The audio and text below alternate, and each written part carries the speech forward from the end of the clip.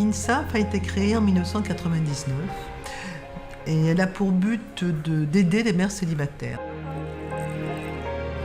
Nous sommes dans un pays musulman et la situation est à peu près identique à celle qui existait en Europe il y a 50 ans ou il y a un siècle. Dans les petits villages de France, une mère célibataire était toujours rejetée. C'est quelque chose de très grave chez nous, d'avoir un enfant hors mariage. Parce qu'il n'y a pas des lois qui pénalisent le partenaire ou le père présumé de l'enfant. C'est toujours la maman qui est condamnée. On reçoit ici beaucoup de mères célibataires, victimes de la pauvreté, d'analphabétisme, de marginalisation.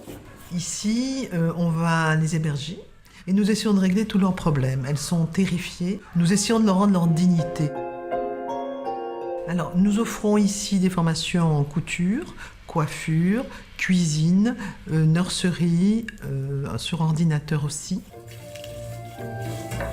Elles préparent le menu du jour. Elles apprennent comment couper les choses, des oignons, des tomates. C'est sympa. Il y a les bénéficiaires que j'ai formés et déjà travaillé dans un hôtel Sheraton, dans un restaurant. Ça va, ça donne. Ces femmes sont pour la plupart analphabètes et nous essayons de leur trouver des métiers où elles vont pouvoir être réinsérées, où elles vont répondre à la demande. 2 mois, 3 mois de formation est suffisant pour que la fille pour qu'on lui trouve un stage ou un travail. Elles reprennent leur confiance en elles et ça c'est le plus important.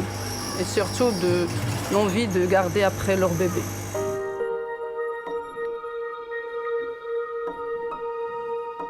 L'apport du groupe Colas est très important pour nous.